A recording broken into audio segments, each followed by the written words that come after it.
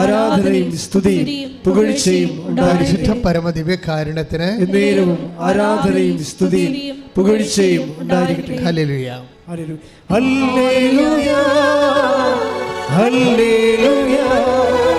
നമ്മുടെ യേശു ജീവിക്കുന്നു.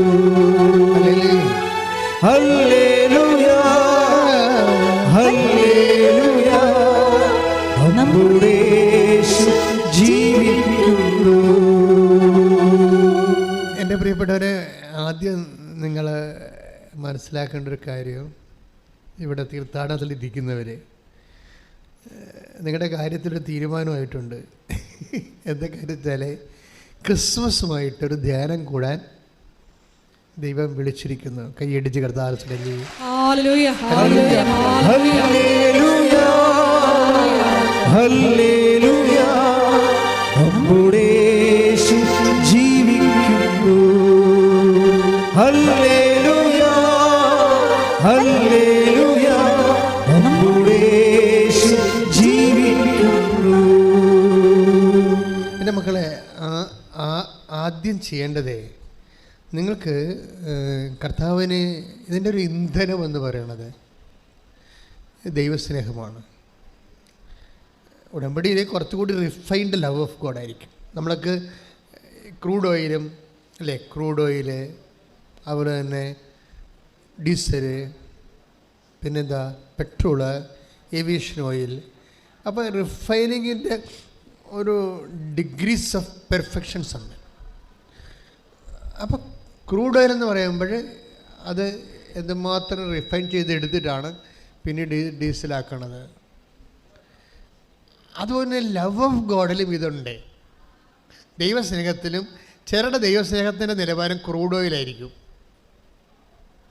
ക്രൂഡ് ഓയിലിൻ്റെ കുഴപ്പമെന്ന് വെച്ച് കഴിഞ്ഞാൽ സാധ്യതയുണ്ട്, ഡീസലിൻ്റെ സാധ്യതയുണ്ട് ക്രൂഡ് ഓയിലിൽ, പെട്രോളിൻ്റെ സാധ്യത അതിൽ നിന്ന് എടുക്കാൻ പറ്റും. ഓക്കെ, ഏവിയേഷൻ വിമാനം വരെ പറപ്പിക്കാനുള്ള ഏവിയേഷൻ ഓയിൽ ക്രൂഡ് ഓയിലിൽ നിന്ന് എടുക്കാൻ പറ്റും, അത് സാധ്യതയാണ്. പക്ഷെ ഇപ്പോൾ ഒന്നും ഉപയോഗിക്കാൻ പറ്റത്തില്ല. ചില ദൈവസ്നേഹക്കാർക്ക് ഇങ്ങനൊരു കുഴപ്പം വരും. അവർക്ക് ദൈവസ്നേഹമുണ്ട്, പക്ഷേ ഇത് വർക്കിംഗ് കണ്ടീഷനിലല്ല. ദൈവസ്നേഹത്തിൻ്റെ കുഴപ്പം വെച്ച് കഴിഞ്ഞാൽ നമ്മൾ വെറുതെ സ്നേഹിക്കണമെന്ന് പറഞ്ഞാൽ ഏക്കത്തില്ല. കാര്യം ഏക്കാത്തതിൻ്റെ കാര്യം ദൈവം മനുഷ്യനല്ലാത്ത കൊണ്ടാണ്. ദൈവത്തിന് നമ്മൾ സ്നേഹിക്കുന്നു എന്ന് പറഞ്ഞാൽ ഏക്കാത്തതിൻ്റെ കാരണം ദൈവത്തിന് എപ്പോഴും ഉള്ള പ്രശ്നം അതിൻ്റെ പ്രൂഫ് വേണമെന്ന് പറയും. നമുക്ക് ഞാൻ PhD ആണെന്നൊരു കാര്യമില്ല.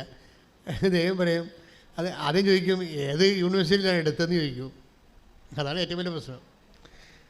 അത് കഴിഞ്ഞിട്ടാണ് പിന്നീട് സർട്ടിഫിക്കറ്റ് ചോദിക്കണത്. അപ്പം നമ്മൾ ദൈവത്തിന് എന്തുകൊണ്ട് അങ്ങനെ സംഭവിക്കണമെന്ന് വെച്ച് കഴിഞ്ഞാൽ ദൈവത്തിൽ കാപഠ്യമില്ലെന്നാണ്. കാരണം ഈ സ്നേഹത്തിൽ ഭയത്തിനിടമില്ല. കാര്യം ഭയം വരണം എങ്ങനെയാണ്? സ്നേഹം സത്യസന്ധമല്ലാത്തത് കൊണ്ടാണ് അത് ഭയം കയറി വരണത്. ഒക്കത്തില്ലേ?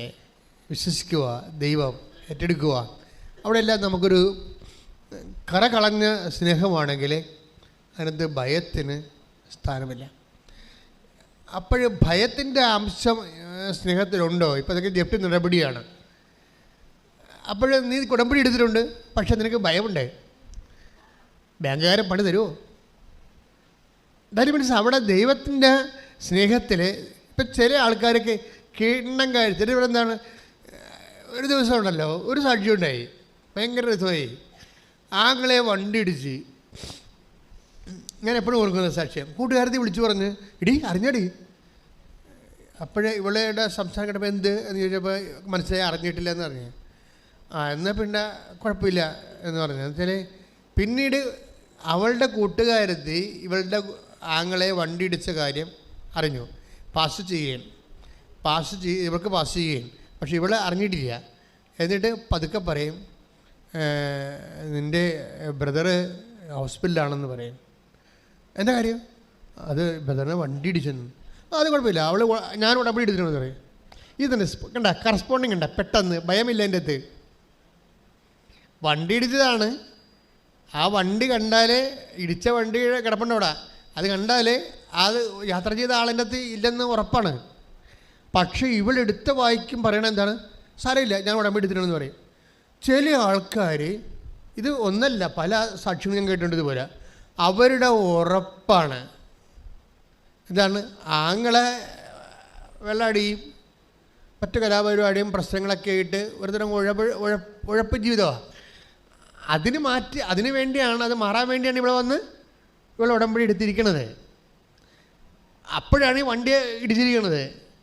അപ്പോഴേ ഫസ്റ്റ് റെസ്പോണ്ട് അത് കുഴപ്പമില്ല, ഞാൻ ഉടമ്പടി എടുത്തിട്ടുണ്ട് എന്ന് വെച്ചാൽ മാതാവ് ആ വിഷയത്തിൻ്റെ മേൽ തീരുമാനം ഉണ്ടാക്കുമെന്നാണ് എൻ്റെ അർത്ഥം.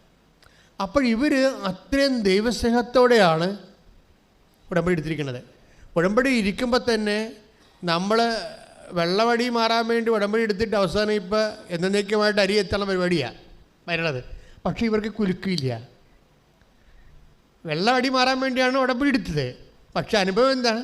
എന്നേക്കും അരി എത്തണ അനുഭവങ്ങളാണ് വരണത്. പക്ഷേ ഇവർക്ക് കുലുക്കില്ല. സാരമില്ല, ഞാൻ ഉടമ്പടി എടുത്തിട്ടുണ്ട്. അപ്പോൾ എനിക്ക് തോന്നുന്നത് ഈ ക്രൂഡ് ഓയിലല്ല ഈ സംഭവം, ഇത് ഏവിയേഷൻ ഓയിലാണ്. ഇത് ക്രൂഡ് ഓയിലല്ല. ക്രൂഡ് ഓയിലാണെങ്കിൽ അയ്യോ എൻ്റെ എന്ന് പറഞ്ഞ് നെല്ലിഞ്ഞെത്തറി നിലവിളിച്ച് സീനാക്കി കളയത്. അത് ക്രൂഡ് ഓയിൽ എന്ന് പറയും. അതിനകത്ത് ഭയത്തിന് ഇടമുണ്ട്. യഥാർത്ഥ സ്നേഹത്തിട്ട് ഹല്ലേലൂയ. 1 യോഹന്നാൻ 4:18. 1 യോഹന്നാൻ 4:18. സ്നേഹത്തിൽ ഭയത്തിന് ഇടമില്ല. സ്നേഹത്തിൽ ഭയത്തിന് ഇടമില്ല. പൂർണ്ണമായ സ്നേഹം ഭയത്തെ ബഹിഷ്കരിക്കുന്നു.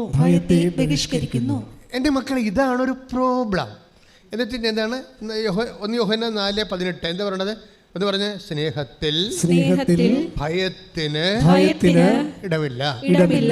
എന്നിട്ട് വചനം വ്യക്തത കൊടുക്കണം. കണ്ട, പൂർണ്ണമായ സ്നേഹം പറഞ്ഞേ, പൂർണ്ണമായ സ്നേഹം ഭയത്തെ ദൂരീകരിക്കുന്നു. അപ്പോഴേ എപ്പോഴാണ് ഈ ഭയം കുറഞ്ഞ് വരണത്?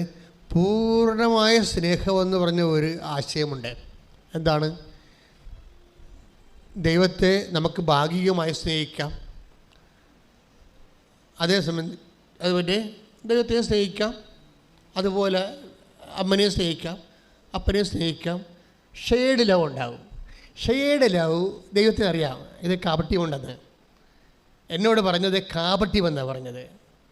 ഭയമെന്ന് പറഞ്ഞതിന് പകരം കാപട്യമെന്നാണ് പറഞ്ഞത്. അതാണ് ഞാൻ ചോദിച്ചത്, അങ്ങനെ വചനം ഉണ്ടാകാൻ ചോദിച്ചതിൻ്റെ കാരണം അതാണ്. സ്നേഹത്തിൽ ഭയത്തിന് ഇടമില്ലെന്ന് വെച്ച് കഴിഞ്ഞാൽ, ഭയത്തിന് ഇടമുണ്ടെങ്കിൽ ആ സ്നേഹത്തിൽ കാപട്യമുണ്ടെന്ന് അർത്ഥം. ഇറ്റ് ഈസ് ഷെയ്ഡ് എന്ന് വെച്ചാൽ ഒരു ഓപ്ഷൻ വന്നാൽ ദൈവത്തിന് ഒന്നാം സ്ഥാനം. ഞാൻ ഇന്നലെ എൻ്റെ ഈ പട്ടത്തിൻ്റെ 23 തീയതി ഇന്നലെ പട്ടത്തിൻ്റെ 39ാമത്തെ വർഷത്തിലേക്കുള്ള പ്രാർത്ഥനയായിരുന്നു ഇവിടെ നടന്നത്. അപ്പോൾ ഞാൻ എൻ്റെ മനസ്സിൽ പരിശുദ്ധാത്മ തന്ന ഒരു സംഭവം വെച്ച് കഴിഞ്ഞാൽ, ഞാൻ ചെയ്തുകൊണ്ടിരുന്ന സംഭവം, ദൈവം കഴിഞ്ഞാൽ സെക്കൻഡ് സ്ഥാനം ആർക്കാണ്? ആർക്കുമില്ല. അവിടെ ബ്ലാങ്കാണ്. തേർഡ് സ്ഥാനം ആർക്കാണ്? ആർക്കുമില്ല, ബ്ലാങ്കാണ്. ഞാൻ 16 വരെ എണ്ണിയിട്ട് ആർക്കുമില്ല. നിങ്ങളെത്ര എണ്ണണ്ട കേട്ടാ, ഭർത്താവ് ചിലപ്പോൾ പടരിയിരിക്കും. അതെന്ത് പ്രോബ്ലം വെച്ച് കഴിഞ്ഞാൽ, ഏതെങ്കിലും ഒരു സമയത്ത് നമ്മൾക്ക് നഷ്ടപ്പെട്ടിട്ട്, അതായത് നമ്മൾക്ക് ഈ ഭക്തി കൊണ്ടോ പ്രാർത്ഥന കൊണ്ടോ ഒരു പ്രയോജനവുമില്ല എന്ന് ദൈവം നമ്മളെ ബോധ്യപ്പെടുത്തുന്ന കുറേ ദിവസങ്ങളുണ്ടാവും. അത് അവരത് ഒത്തിരി സൂക്ഷിച്ച് കൈകാര്യം ചെയ്യേണ്ടതാണ്.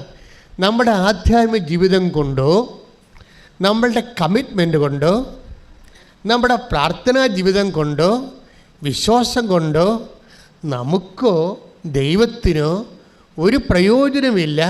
And it is A waste. ഇതൊരു വേസ്റ്റാണ്. പ്രാർത്ഥന ഒരു വേസ്റ്റാണ്, വിശ്വാസം ഒരു വേസ്റ്റാണ് എന്ന് തോന്നണ കുറേ സീറോ ഹവേഴ്സ് നമ്മുടെ ആധ്യാത്മിക ജീവിതത്തിലുണ്ടാവും. എന്തോ ഒന്നിനാണ് പ്രാർത്ഥിക്കണത്, പ്രാർത്ഥിച്ചിട്ട് എന്നാ ഉണ്ടായി, എന്ത് കാര്യം, അങ്ങനെ നമുക്ക് തന്നെ തോന്നും. ആരോടും പറയത്തില്ല. നമ്മൾ പുറത്ത് പറഞ്ഞാൽ നമ്മുടെ കുഞ്ഞുങ്ങളുടെ വിശ്വാസം പോകും. അത് കാരണം നമ്മൾ പറയത്തില്ല. പക്ഷെ നമുക്ക് തോന്നും, ഇത്രയും പ്രാർത്ഥിച്ചിട്ടും ഒരു ഗതി പിടിക്കണില്ല, ഇത്രയും പ്രാർത്ഥിച്ചിട്ടും ഒരു ഗതി പിടിക്കണില്ല. ഇതാണ് സീറോ അവർ എന്ന് പറഞ്ഞത്. ഈ സീറോ അവറിൽ പ്രാർത്ഥിച്ചിട്ട് പ്രയോജനമില്ല, വിശ്വസിച്ചിട്ടും വലിയ കഥയൊന്നുമില്ല എന്തോന്നതിനാണ് ഇതൊക്കെ ചെയ്യണത്, ഇത്രയും കഷ്ടപ്പെട്ട് ചെയ്യണത് എന്ന് നമുക്ക് തോന്നുന്ന ഒരു സമയമില്ലേ? ഞാൻ ചില സമയത്ത് ആൾക്കാരോട് ചോദിക്കുകയും, നിങ്ങളുടെ വീട്ടിൽ കറണ്ട് പോയാൽ നിങ്ങൾ എന്ത് ചെയ്യും? ഇപ്പം നിങ്ങളുടനെ മൊബൈൽ തെളിക്കുമെന്ന് പറയും. ഇൻ കേസ് നിങ്ങളുടെ കയ്യിൽ മൊബൈൽ ഇല്ലെന്ന് വിചാരിച്ചോ, നമ്മുടെ തീപ്പട്ടിക്കാരാണെന്ന് വിചാരിച്ചോ, ഇപ്പം മൊബൈൽ തെളിക്കണമെങ്കിൽ നമ്മൾ മൊബൈൽ നമ്മുടെ കയ്യിൽ ചിലപ്പോൾ കാണത്തില്ലല്ലോ. അത് പല സ്ഥലത്ത് വെക്കും നമ്മൾ. ഇത് കറണ്ട് പോയി കഴിഞ്ഞപ്പോഴാണ് ദൈവമേ മൊബൈൽ എവിടെയാണ് വെച്ചത്. ഞാനിപ്പോൾ കൊച്ചച്ഛൻ്റെ മൊബൈലെടുത്ത് കപ്പേറിന് കൊടുത്തു. പക്ഷേ മൊബൈൽ അവിടെ അങ്ങോട്ട് വെച്ചുകൊണ്ട് പോയിരിക്കുന്നു. അപ്പോൾ എന്താ സംഭവിച്ചതെന്ന് വെച്ച് കഴിഞ്ഞാൽ ചില സ്ഥലത്ത് മൊബൈൽ വെക്കണ സ്ഥലം നമ്മൾ മറന്നുപോകും. അപ്പോൾ നമ്മൾക്ക് കറണ്ട് വന്നാൽ ഈ മൊബൈലിൽ ലൈറ്റ് തെളിക്കാമെന്ന് വിചാരിച്ചാൽ അപ്പോൾ നമ്മൾ ഇരുട്ടത്ത് നിന്നുകൊണ്ട് എവിടെയാണ് മൊബൈൽ വെച്ചത്, എവിടെ കട്ടിൻ്റെ അടിയിലാണോ, കറണ്ട് തലയുടെ അടിയിലാണോ വെക്കണത്, അല്ല വേണ്ട മുകളിലാണ്, എവിടെയാണ് മേശപ്പുറത്തായിരിക്കുക, എവിടെ ഒക്കെ കൺഫ്യൂഷനായിപ്പോയി. ഈ കേസ് നിങ്ങൾക്ക് കൺഫ്യൂഷൻ ഒന്നും ഇല്ലെന്ന് വിചാരിച്ചോ. നിങ്ങൾ വീട്ടിലാണെങ്കിൽ പക്ക പവർ കട്ട്, തരിമ്പ് വെളിച്ചമില്ല, നിങ്ങൾ എന്ത് ചെയ്യും? നിങ്ങളുടെ മൊബൈൽ ഇരിക്കണത് കട്ടിലല്ല മേശപ്പുറത്താണെന്ന് വിചാരിച്ചോ, അല്ലെങ്കിൽ പല സ്ഥലത്താണ് ഇരിക്കണത്. മേശപ്പുറമുണ്ട്, കട്ടിലുണ്ട്, ഇനി അടുക്കളയിൽ തന്നെ നിങ്ങൾ മൊബൈൽ വെക്കണം, നാഴിയുണ്ട്, എവിടെയൊക്കെയാണ്. നിങ്ങൾ ഈ ഇരുട്ടത്ത് ഒന്ന് മൂച്ചിടെ ചിന്തിച്ച് നോക്കിയേ. അത് തന്നെ കട്ടിലേ പോയി ഇരുട്ടിൽ തപ്പി കട്ടിലേ പോയി, അവിടെ ഇല്ല. തപ്പി നോക്കി അവിടെ ഇല്ല. പിന്നെ തപ്പി വന്ന് നമ്മൾ മേശപ്പുറം വന്ന് വലിപ്പ് നോക്കി, അവിടെ തപ്പി ആരില്ല. അന്തൻ്റെ യാത്രയല്ലേ. പിന്നെ തിരിച്ച് അടുക്കളയിൽ വന്ന് നായിടം നോക്കി, ദൈവമേ എവിടെയെന്ന് കയറി. അപ്പോഴീ ഈ യാത്ര അവസാനം നിങ്ങൾ മൊബൈൽ കണ്ടെത്തണമെന്ന് കറണ്ട് വരും, അത് വേറെ വിഷയം. അപ്പോഴാണ് നിങ്ങൾക്ക് മനസ്സിലായത് ഈ മൊബൈൽ വെക്കുന്ന സ്ഥലം വേണമെന്നൊക്കെ നിങ്ങൾ വിചാരിക്കും. പക്ഷേ അതല്ല എൻ്റെ വിഷയം. നിങ്ങളുടെ യാത്രയിൽ, ഈ വീട്ടിൽ നിങ്ങൾ നടന്ന യാത്രയിൽ, വിശ്വാസ യാത്ര എന്ന് പറയണത് വെളിച്ചം ഉണ്ടായപ്പോൾ നടന്നതല്ല, വെളിച്ചമില്ലാഞ്ഞപ്പോൾ നടന്നതാണ്. ഇല്ലാത്തപ്പോൾ, കുടുംബത്തിൽ വെളിച്ചമില്ലാത്തപ്പോൾ വെളിച്ചമുള്ളതുപോലെ നടന്നില്ലേ? ഇതുപോലെ തന്നെ വിശ്വാസത്തിൻ്റെ വെളിച്ചം മൊത്തം പോവും. അധികം പെട്ടെന്ന് ഇപ്പം ഞാൻ ഹൈ റേഞ്ചിൽ ധ്യാനിപ്പിച്ചപ്പോൾ ചുമ്മാ ഒരു വീട്ടിലാണ് കുർബാന ചൊല്ലിയത്, ഡക്ലസിൻ്റെ. അപ്പോൾ വീട്ടിൽ കുർബാന ചൊല്ലിയപ്പോൾ ശബ്ദം പറയല. അപ്പോൾ ഞങ്ങൾ ഇരുന്ന് കുർബാന ചൊല്ലിക്കണം. അവിടെ മധ്യസ്ഥ പ്രാർത്ഥനക്കാർ ഇരുന്ന് കുർബാന ചെല്ലുന്നതിനിടക്ക് ഒരു 4-5 പ്രാവശ്യം കറണ്ട് പോയി. അപ്പോൾ ഞാൻ ഡക്ലസ് വന്നപ്പോൾ ചോദിച്ചു, ഡക്ലസ് അവിടെ ഇരിപ്പുണ്ട്. കുർബാന കഴിഞ്ഞപ്പോൾ ചോദിച്ചു, ഡക്ലസ് എന്താ എപ്പോഴും കറണ്ട് പോകണില്ല? അപ്പോൾ എന്നോട് വെച്ച ഇത് നിങ്ങളുടെ തീരദേശമല്ല, ഹൈ റേഞ്ചാണ്. ഒരു പോസ്റ്റ് താഴെ ഉണ്ടെങ്കിൽ വേറെ ഒരു പോസ്റ്റ് മുകളിലാണ് കിടക്കുന്നത്, അതിൻ്റെ അടുത്ത പോസ്റ്റ് വേറെ സ്ഥലത്ത് വേറെ ലെവലിലാണ് കിടക്കുന്നത്. ഇതിൻ്റെ ഇടയ്ക്ക് ഒരു 10,000 മരങ്ങൾ വളർന്നിട്ടുണ്ടാകും. കാറ്റാണെങ്കിൽ എവിടുന്ന് വരും, എങ്ങോട്ട് പോകുന്നത് കർത്താവ് പറഞ്ഞ പോലെയുള്ള കാറ്റാണ്. എപ്പോഴും മരത്തെ മുട്ടിയും ടച്ച് വെട്ടാതെയും അവിടെയൊക്കെ കയറി വെട്ടാൻ തന്നെ പാടാ. അത്രയും കഷ്ടമായതുകൊണ്ട് ഇങ്ങനെ എപ്പോഴും കറണ്ട് ഇങ്ങനെ മുട്ടി പോകും. ഇപ്പോൾ എങ്ങനെയാണ് നിങ്ങൾക്ക് അറിയാൻ പാടില്ല. പക്ഷേ ഇതുപോലെ നമ്മുടെ ജീവിതത്തിൽ ചില സമയത്ത് ഹൈ റേഞ്ച് പോലെ ഇരിക്കും. പെട്ടെന്ന് വിശ്വാസത്തിൻ്റെ കറണ്ട് പോകും. ജപ്തി നടപടി വന്നു കഴിയുമ്പോഴുണ്ടാകും മരുമകൻ വെള്ളമടിച്ച് അടിയുണ്ടാക്കി പ്രശ്നമുണ്ടാക്കി, മകൾ അവനുമായിട്ട് കോർത്ത് അവളെ ചോരയും മാറ്റി അവനെ ഉപേക്ഷിച്ച് പറഞ്ഞ് വീട്ടിൽ വന്ന് നിൽക്കും. ഇന്നലെയാണ് ജപ്തി നടപടി വന്നത്, ഇന്നലെ കെട്ടിച്ചു വിട്ട ആൾ വീട്ടിൽ വന്നത്. അപ്പോൾ പടപടാതെ ഇങ്ങനെ ഇടിവെട്ടും മിന്നലും ഒക്കെ ഉള്ള കാരണം കറണ്ട് പോയി നിൽക്കും. അപ്പോൾ നമ്മൾ പറയും, കർത്താവേ പ്രാർത്ഥിച്ചിട്ട് ഒരു പ്രയോജനമില്ലല്ലോ. അപ്പോൾ ഭർത്താവ് തന്നെ വിളിക്കും, നീ ദൈവത്തെ തന്നെയാണ് വിളിക്കണത് പിശാച് എന്ന് പറയുന്നത്. അപ്പോൾ നമ്മൾക്ക് ആകപ്പാട് ഈ വീടിന് വേണ്ടി പ്രാർത്ഥിക്കുന്നത് നമ്മളാണ്. നമ്മുടെ പ്രാർത്ഥനയെ ഉപജീവിച്ച് ജീവിക്കണ ജീവിതങ്ങളാണ് മക്കളുടെ. അമ്മ പ്രാർത്ഥിക്കും എന്ന് ഭർത്താവ്, ഭാര്യ പ്രാർത്ഥിക്കും എന്ന് ഭർത്താവ് പറയും, മക്കളും പറയും. പക്ഷേ ഇപ്പോൾ അവർക്ക് വിശ്വാസം പോലും പോയി, നമ്മൾ പ്രാർത്ഥിക്കുന്നുണ്ടോ ഇല്ലയോ എന്നൊക്കെ. പണ്ട് ഞാൻ വള്ളക്കാരുടെ പ്രാർത്ഥന നടത്തുമ്പോൾ, ഇപ്പം വള്ളക്കാരുടെ പ്രാർത്ഥന ഇവിടെ അതിനുള്ള സിറ്റുവേഷൻസ് കുറവാണ്. പണ്ട് അവർക്കൊരു ദിവസം കൊടുക്കുമായിരുന്നു. അപ്പോഴേ ചില വള്ളക്കാർക്ക് പണി കിട്ടത്തില്ല, കുറച്ച് പേർക്കെങ്കിലും പണി കിട്ടാതെ വരും. അപ്പോഴുണ്ട് 2 പ്രാവശ്യം ആ വള്ളത്തിൽ പണി കിട്ടിയില്ലെങ്കിൽ ഒരു സമയത്ത് വള്ളത്തിലുള്ള എല്ലാ ആൾക്കാരും വണ്ടി കയറി എൻ്റെ അടുത്ത് വരും. ഞങ്ങളൊരു കാര്യം തിരക്കാൻ വേണ്ടി വന്നതാണ് അച്ഛാന്ന് പറയും. ഞാൻ പറഞ്ഞു, എന്താണ്? ഞങ്ങൾ ഇന്ന ആളെയാണ് വള്ളത്തിൻ്റെ ഇവിടെ ഉള്ള കാര്യം തിരക്കാൻ വേണ്ടി പ്രാർത്ഥിക്കാൻ വേണ്ടി അച്ഛൻ്റെ അടുത്ത് വിട്ടണത്. അയാൾ ഇവിടെ വരുന്നുണ്ടായില്ലേ? അതാ ഞങ്ങൾ കൊടുക്കണ കാശിന് നേർച്ചയിടാതെ അയാൾ വെള്ളം അടിച്ച് വല്ല കലാപരിപാടിക്ക് പോയിരിക്കുകയാണ്. അതാണ് അവരൊന്ന് കാര്യം അറിയാണ്, അച്ഛൻ യേസോ എന്ന് പറയുന്നത്. അത് അവരുടെ വിശ്വാസം കുറഞ്ഞ്, അതാണ് അതിൻ്റെ കാര്യം. ഇതുപോലെ നിങ്ങൾ കുടുംബത്തിൽ 1 by 1 ആയിട്ട് ഓരോ വിഷയങ്ങൾ സംഭവിക്കുമ്പോൾ കുടുംബത്തിലുള്ളവർക്ക് വരെ ഇത്രയും നാൾ നിങ്ങളിൽ വിശ്വസിച്ചിരുന്ന, നിങ്ങളുടെ പ്രാർത്ഥനയിൽ വിശ്വസിച്ചിരുന്നവർക്കും പോലും ഒരു ചഞ്ചല പേടി, നീ പ്രാർത്ഥിക്കുക തന്നെയാണ്, അതെങ്ങനെയാണ് അവിടെ എപ്പോഴും മരുമകളുടെ കടുത്തേക്ക് അറിയുകയില്ലേ. അതാണ് ഭർത്താവ് പറയണത്. അപ്പോൾ നീ പ്രാർത്ഥിക്കാൻ തന്നെയാണ് അടി കൃപാസനത്തിൽ പോകണമെന്ന് ചോദിക്കുമ്പോൾ ഭർത്താവ് തന്നെ പറയും, അവളെ ഉടമ്പടി എടുക്കും, മരുമകളുടെ കടുത്തേക്കിലും കയറും, പിന്നെ എങ്ങനെയാണ് ശരിയാകണത്. അപ്പോൾ നമ്മൾക്ക് ഗ്രിപ്പ് പോയിക്കൊണ്ടിരിക്കുകയാണ്. എന്തെങ്കിലും സംഭവിക്കുമ്പോൾ ഗ്രിപ്പ് പോകുമ്പോൾ നമുക്കറിയാമല്ല, ഒരു സ്ഥലത്ത് നടന്നു പോകുന്ന മറ്റ് പല സ്ഥലത്ത് നടന്നു പോരും. അതാണ് കുഴപ്പം. ഇപ്പോൾ ഭിത്തിയിൽ നമ്മൾ ഒട്ടിച്ചിരിക്കണം, സ്റ്റിക്ക് ചെയ്തിരിക്കണം, ഒരു അടികേഴ്സി പശ വെച്ചിട്ട് സ്റ്റിക്ക് ചെയ്യിക്കുകയും ഓരോരുത്തർ കയറി പിള്ളേരെങ്ങാനും പറിച്ച നമ്മുടെ കയ്യിരിക്കണ അരയിരിക്കണ കൊച്ച് കർത്താവിൻ്റെ പടത്തേട്ട് കയറി പറിച്ചാൽ ഒരു സ്ഥലത്ത് നിന്ന് പറിച്ചാൽ മതി, ബാക്കി ഒട്ടിച്ചിരിക്കണ പല സ്ഥലത്തു നിന്ന് താനേ പറഞ്ഞുകൊണ്ട് പോരൂ എന്ന് പറഞ്ഞ പോലെയാണ്.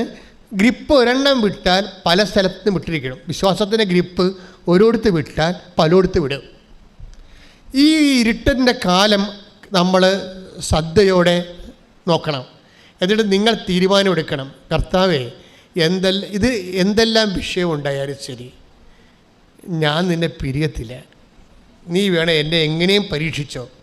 പക്ഷേ എന്നിട്ട് നിങ്ങൾ എന്നെപ്പോലെ പറയണം, കർത്താവേ സങ്കടം കൊണ്ടും കാര്യങ്ങൾ അറിയാവുന്ന കൊണ്ടാണ് ഞാനിങ്ങനെയൊക്കെ പറയണത്, പക്ഷേ അവസാനം വരെ നീ മാത്രമേ എനിക്കുള്ളൂ, എൻ്റെ അവിശ്വാസത്തെ പരിഹരിക്കണമേ, എൻ്റെ അവിശ്വാസത്തെ take the word of God, എൻ്റെ അവിശ്വാസത്തെ പരിഹരിക്കണമേ.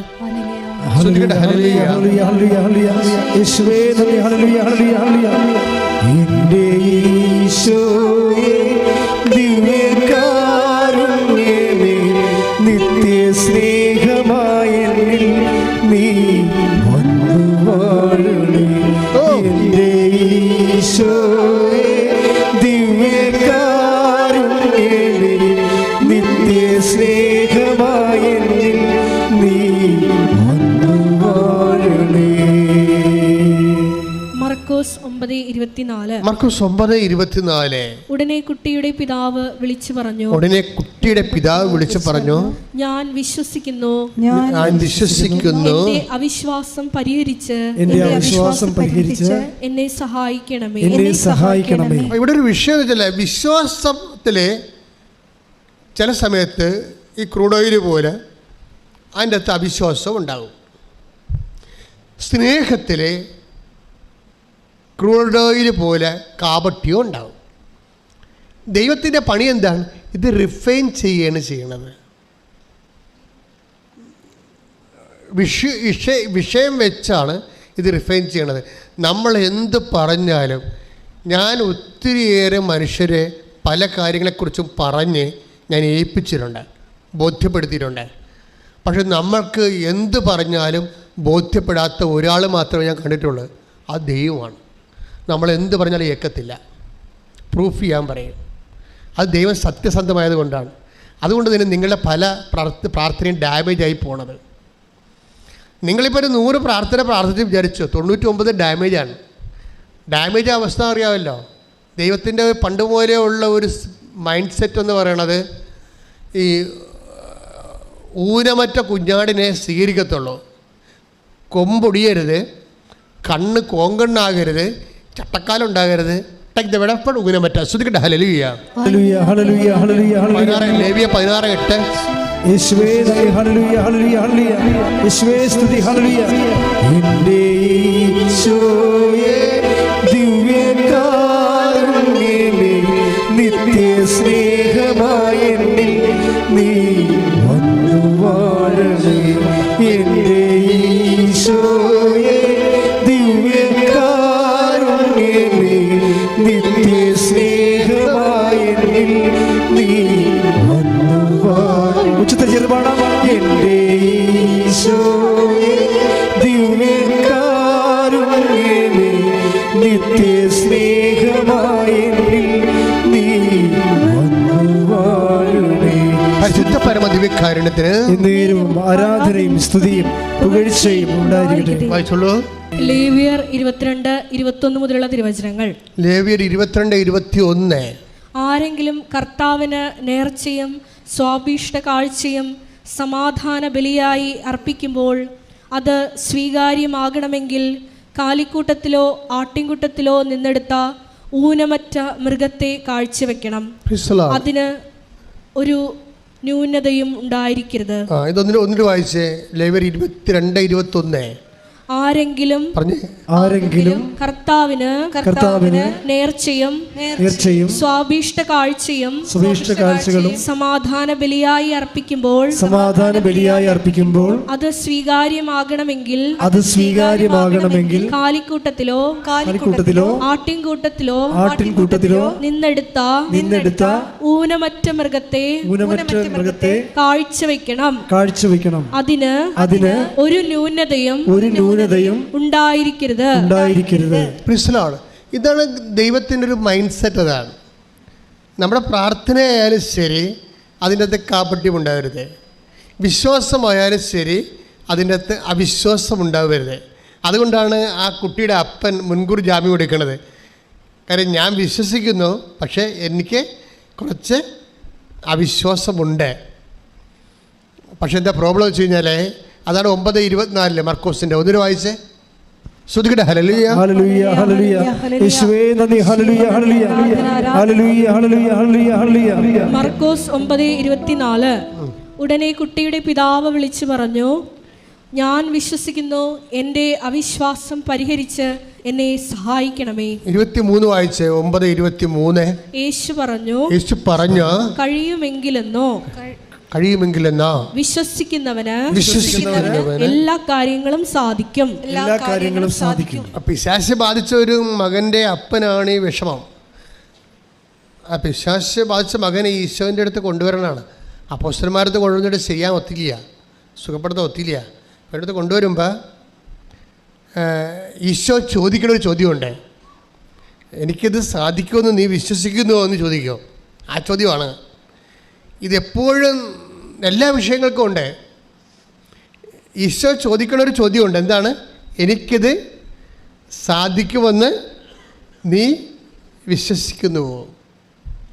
അപ്പോൾ അയാൾ പറയും, ഞാൻ വിശ്വസിക്കുന്നു, പക്ഷെ ഞാൻ കാറ്റഗറിസമൊന്നും പഠിച്ചിട്ടില്ല, ദൈവശാസ്ത്രമൊന്നും പഠിച്ചിട്ടില്ല, ഞാനിത് എൻ്റെ പുറത്തുള്ള ആളാണ്. പക്ഷെ നോക്കിയേ, അയാൾ യഹൂദനല്ല. അയാൾ യഹൂദനല്ല.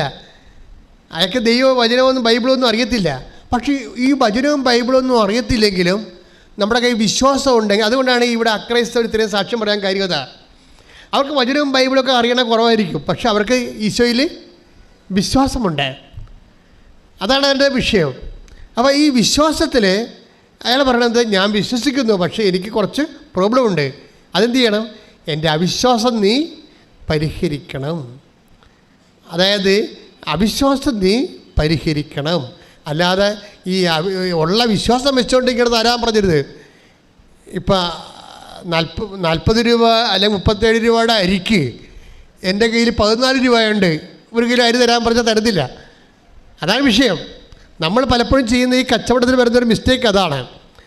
ഇതിൻ്റെ അകത്ത് ബാക്കി കൂടി റീഫണ്ട് ചെയ്യേണ്ടി വരും. അതുകൊണ്ട് ഈ സംഭവം വേണമെന്നുണ്ടെങ്കിൽ ഫുൾ ഫെയ്ത്ത് വേണം. ഇപ്പോഴത്തെ എൻ്റെ അവസ്ഥ എന്താണ്?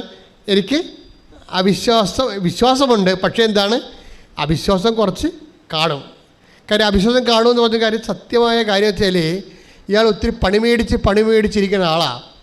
നമ്മൾ ആ 20 മുതലൊന്ന് വായിച്ചേ. 9:20 മുതൽ മർക്കോസിൻ്റെ സുവിശേഷം. ശ്രുതിക്കട്ടെ. ഹല്ലേലൂയ ഹല്ലേലൂയ ഹല്ലേലൂയ യേശുവേ നന്ദി. ഹല്ലേലൂയ. ഒരു 9:16 വായിക്കുക. അവരോട് ചോദിച്ചു, നിങ്ങൾ എന്താണ് അവരുമായി തർക്കിക്കുന്നത്?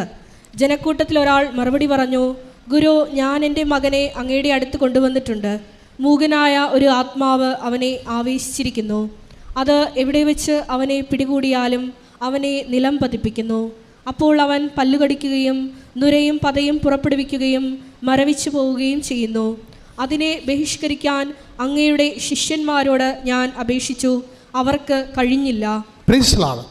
ഇയാളുടെ ഈ പിശാച് ബാധൻ അപസ്മാര രോഗിയാണ്. എന്ന് പറയുമ്പോൾ ഇതൊക്കെ ചടിക്കണ ജന്നി അസുഖം, ഫിക്സൊക്കെ വരുന്ന ആളാണ്. അപ്പോൾ ആ കാലങ്ങളിൽ ജന്നിയെ ഇതുപോലെ തന്നെ ഈ അപസ്മാരത്തേക്ക് അതിനും പിശാച് ബാധയുടെ ചേഷ്ട കാണിക്കുന്ന കാരണം ചിലർ പിശാച് ബാധയാണ് ധരിച്ചിരുന്നത്. അപ്പോൾ അത് ഇയാളെ കൊണ്ടുവന്ന് അപ്പോസ്തലന്മാർക്ക് കാണിക്കും. യേശുവിൻ്റെ ശിഷ്യന്മാരുടെ അടുത്ത് കാണിക്കുമ്പോൾ അവർ പ്രാർത്ഥിച്ചിട്ട് ശരിയാവത്തില്ല. അതുകൊണ്ടാണ് ഇയാൾ അവിശ്വാസം പരിഹരിക്കണമെന്ന് പറയണത്. കാര്യം അപ്പോസ്തലന്മാരുടെ അടുത്ത് മാത്രമല്ല ഈ ചോട്ടനെ കുട്ടിയും കൊണ്ട് വന്നിരിക്കുന്നത്. ക്ഷേത്രങ്ങളായ ക്ഷേത്രങ്ങളെല്ലാം ഇതുപോലെ അനുഗ്രഹപ്പാടുകളെല്ലാം ഈ രോഗം കൊണ്ട് പോയിട്ടുണ്ട് അയാൾ. അതാണ് പ്രശ്നം. അങ്ങനെ പല സ്ഥലങ്ങളിൽ പോയി പണി മേടിച്ചിരിക്കുന്ന കാരണം പല പള്ളികളിൽ പോയിട്ടുണ്ട്, പല നൊവേന നടത്തിയിട്ടുണ്ട്, പല ധ്യാനകേന്ദ്രത്തിൽ പോയിട്ടുണ്ട്, സംഭവം നടന്നിട്ടില്ല. അപ്പോൾ നടന്ന് മടുത്തിട്ട് ഇപ്പോഴും ആ മനുഷ്യൻ വിശ്വാസം നിലനിർത്തുന്നു എന്നുള്ളതാണ്. നിങ്ങൾ ചിന്തിക്കണം. അയാൾ ചില്ലറപ്പുള്ളിയല്ല ശരിക്കും. പല സ്ഥലങ്ങളിൽ പോയി ഈ രോഗത്തിന് വേണ്ടിയും സാമ്പത്തിക തകർച്ചയ്ക്ക് വേണ്ടിയും ജോലി കിട്ടാൻ വേണ്ടിയും PR-ന് വേണ്ടിയും IELTS-ന് വേണ്ടിയും വസ്തു വിൽക്കാൻ വേണ്ടിയും ആധ്യാത്മിക പുരോഗതിക്ക് വേണ്ടിയും കുടുംബസമാധാനത്തിന് വേണ്ടിയും മക്കളുണ്ടാകാൻ വേണ്ടിയും ഒത്തിരി ഇടങ്ങളിൽ പോയി കണ്ടും കേട്ടും തളർന്ന് പോയൊരു മനുഷ്യനാണ് ഇയാൾ. എന്നിട്ട് ഈ മനുഷ്യനിൽ വിശ്വാസം അവശേഷിക്കുകയാണ് ക്രിസ്തുവിനെ കാണുമ്പോൾ. അതുകൊണ്ടാണ് ക്രിസ്തു ഇവനോട് ചോദിക്കണത്, ഇത്രയും ഓടി തളർന്നതല്ലേ, പല അനുഗ്രഹത്തിൻ്റെ ഇടങ്ങളിൽ പോയതല്ലേ, അതിൻ്റെ പരിക്കുകൾ വാങ്ങിച്ചതല്ലേ, മനസ്സിടറിയതല്ലേ, നിരാശ വന്നതല്ലേ, പരാജയം തോന്നിയതല്ലേ, ഇപ്പോഴും വിശ്വാസം ഉണ്ടോ എന്ന് പറയുമ്പോൾ അയാൾ സത്യസന്ധമായിട്ട് പറയും, എന്താണ്, ഞാൻ വിശ്വസിക്കുന്നു, പക്ഷേ എനിക്ക് എൻ്റെ ജീവിതത്തിൻ്റെ പല ഘട്ടങ്ങളിലൂടെ പരാജയം വാങ്ങിച്ച കാരണം എനിക്കിപ്പോൾ ഒന്നിലും വിശ്വാസമില്ലാത്തൊരവസ്ഥയാണ്. അത് തുറന്ന് പറയണം ആ മനുഷ്യൻ. കൈയിട്ടിച്ച്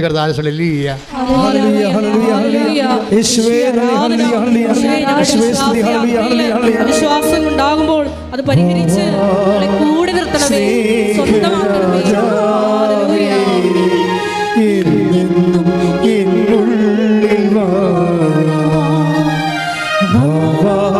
സ്നേഹത്തിൽ പൂനിലാവേ എന്നുള്ളിൽ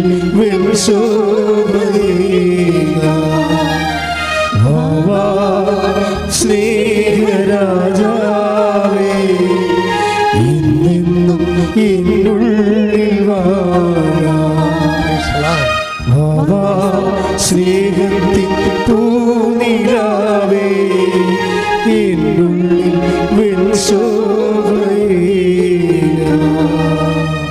അവിശ്വാസമൊന്നല്ല, അനുഭവങ്ങളിലൂടെ വന്നിട്ടുള്ള പരാജയങ്ങളാണ് പലപ്പോഴും ഈ അവിശ്വാസത്തിൻ്റെ ഒരു കാരണം. ഇതുവരെ ഒരു അടയാളം കണ്ടിട്ടില്ല. അങ്ങനെ വരും ചിലർക്ക് എന്തുകൊണ്ടാണ് അവിശ്വാസം വരണമെന്ന് ചോദിച്ചു കഴിഞ്ഞാൽ ഇതുവരെ ഒരടയാളം അവർ കണ്ടിട്ടില്ല. അപ്പോൾ അതുകൊണ്ടാണ് അങ്ങനെയുള്ള ആവശ്യം. പക്ഷെ അതുകൊണ്ട് എന്താ ചെയ്യണം അവർ തുറന്ന് പറയണം, കർത്താവേ, എൻ്റെ കഴിഞ്ഞ കാലഘട്ടങ്ങളിലൂടെയുള്ള കാഴ്ച, എൻ്റെ യാത്രയിൽ എനിക്ക് ഒരു കോൺക്രീറ്റ് എക്സ്പീരിയൻസ് കിട്ടിയിട്ടില്ല.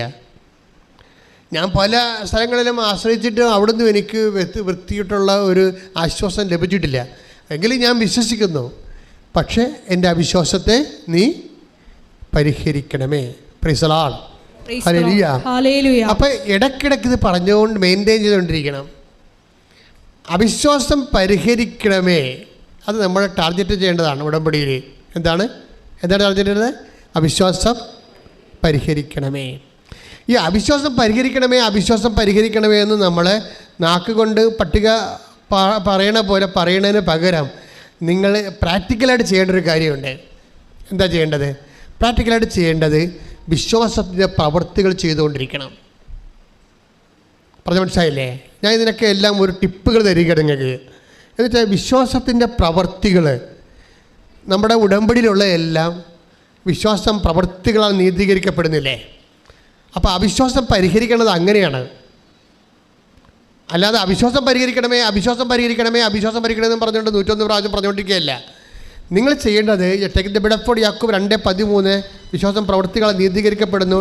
യാക്കോബ് 2:24 സോറി, മനുഷ്യൻ വിശ്വാസം കൊണ്ട് മാത്രമല്ല, മനുഷ്യൻ വിശ്വാസം കൊണ്ട് മാത്രമല്ല പ്രവൃത്തികളാലുമാണ്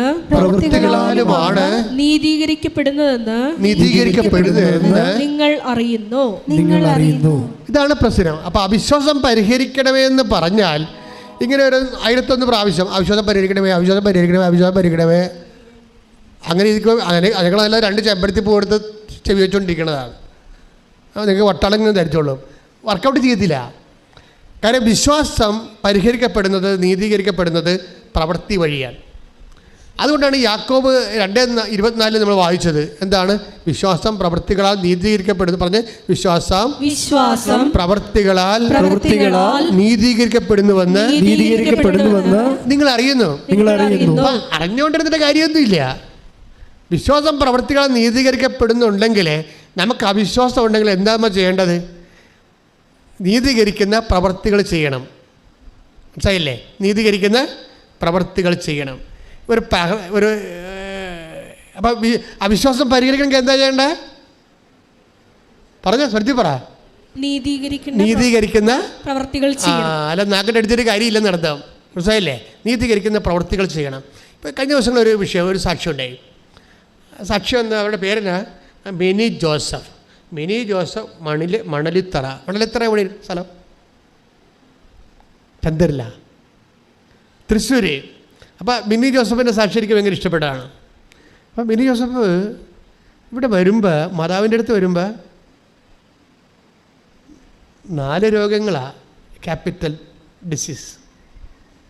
എന്തൊക്കെ വെച്ച് കഴിഞ്ഞാൽ, 1 പാർക്കിൻസൺസ്, കൈയും കാലും വിറച്ചോണ്ടേയിരിക്കും. പിന്നെ എന്താണ്? സ്പോണ്ടിലോസിസ്, പിൻകഴുത്തിൻ്റെ കുഴവെട്ടി രോഗങ്ങളുണ്ടായിരിക്കും. പിന്നെ അവർക്കുണ്ടായത് ഒരു അറ്റാക്ക് കഴിഞ്ഞ ആളാണ്. അപ്പോൾ എത്രയായി? പിന്നെ 4ാമത്തെ രോഗം എന്താണ്? ഒരു സ്ട്രോക്ക് വന്ന, അറ്റാക്ക് അല്ല, ഒരു സ്ട്രോക്ക് വന്ന ആളാണ്. 4ാമത്തത് ഇവർക്ക് ഇയർ ബാലൻസ് പോയ ആളാണ്. സംസാരിക്കുമ്പോൾ ടക്ക്.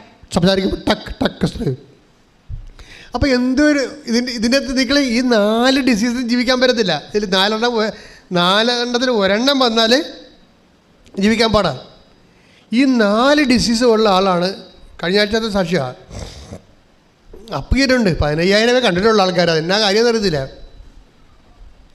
ഗംഭീര ലോകോത്തര സാക്ഷ്യങ്ങളാണ് മാതാവ് ചെയ്യണത്. അപ്പം നിങ്ങൾ ഷെയർ ചെയ്യാത്തത് കൊണ്ടാണ് ആൾക്കാർ കാണാത്തത്. അതിൻ്റെ കുറ്റം നിങ്ങളുടെ കയ്യിൽ വരും അവസാനം. ഞങ്ങൾ പറഞ്ഞിട്ടുണ്ട്, ഒരു ക്യാമറാമാനെ എടുത്ത് ഇത് ഒപ്പിയെടുത്ത് എഡിറ്റ് ചെയ്ത് അപ്പ് ചെയ്യണമെങ്കിൽ എഡിറ്റിംഗ് സ്യൂട്ട് വേണം. അതിന് 8 ലക്ഷമോ 9 ലക്ഷം രൂപയാണ് എഡിറ്റിംഗ് സ്യൂട്ടിൻ്റെ നമ്മളിപ്പോൾ ഉപയോഗിക്കുന്നത്. അപ്പം അത്രയും കഷ്ടപ്പെട്ട് നിങ്ങൾക്ക് ദൈവവചനം തരുമ്പോൾ നിങ്ങൾക്ക് ചുമ്മാ കൈ കൊണ്ടൊന്ന് തൊട്ടാൽ മതി, അപ്പം ഷെയറാകും. അത് വിശ്വാസത്തിൻ്റെ ഒരു പ്രവൃത്തിയാണ്. നിങ്ങളുടെ അവിശ്വാസം പരിഹരിക്കപ്പെടാനുള്ള ഏറ്റവും വഴി എന്താണ്? നിങ്ങളുടെ കയ്യിലുള്ള മൊബൈലിൽ ഒരു ബട്ടൺ കുത്തുവെച്ച് കൊടുത്താൽ മതി. ആ സാധനം എല്ലാവർക്കും കിട്ടും. എന്നിട്ട് ആ ലിങ്ക് വേണമെങ്കിൽ നിങ്ങൾക്ക് ഷെയർ ചെയ്യാൻ പറ്റും. അപ്പോൾ അവിശ്വാസം പരിഹരിക്കും. നിങ്ങൾ എന്താണ്? വിശ്വാസത്തിൻ്റെ പ്രവൃത്തികൾ ചെയ്യണം. പ്രാർത്ഥിക്കുക, കർത്താവേ അവിശ്വാസം പരിഹരിക്കാൻ വിശ്വാസത്തിന്റെ പ്രവൃത്തികൾ ചെയ്യാൻ എനിക്ക് പ്രത്യേക അഭിഷേകം നൽകണമേ. ശ്രദ്ധിക്കട്ടെ.